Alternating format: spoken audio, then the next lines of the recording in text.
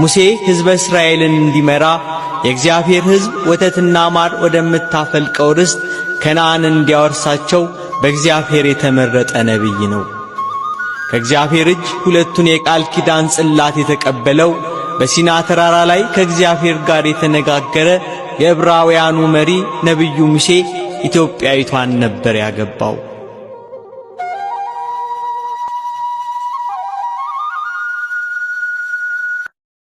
ሙሴ ከባለሟልነቱ የተነሳ እግዚአብሔር ጌታዬ ተገልጠ ፊትህን ልይ አለው።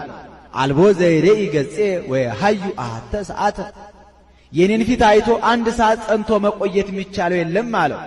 ወዳጄ ወዳጄ ትለኛለህ እንጂ እንግዲያውስ ወዳጅነቴ ባለሟልነቴ በምን ይታወቃል አለው።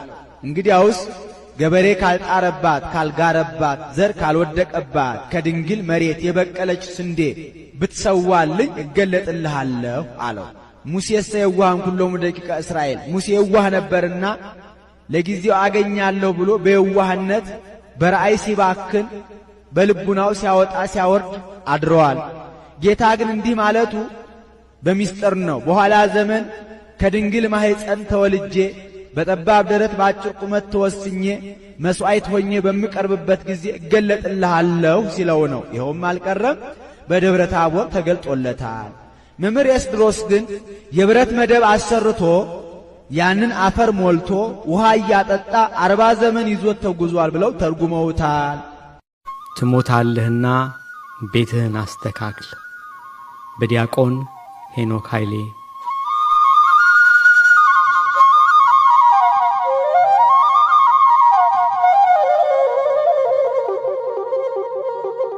ንጉሥ ሕዝቅያስ በጠና ታሞ ተኝቷል። ነቢዩ ኢሳይያስ ሊጠይቀው መጣ። ሆኖም እንደ ልማዱ እግዚአብሔር ይማርህ አላለውም።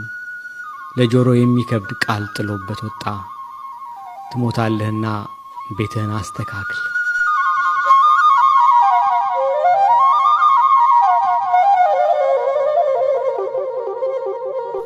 ነቢዩ ይህንን ብሎት ከወጣ በኋላ ሕዝቅያስ ወደ ግድግዳው ዞሮ ስቅስቅ ብሎ አለቀሰ።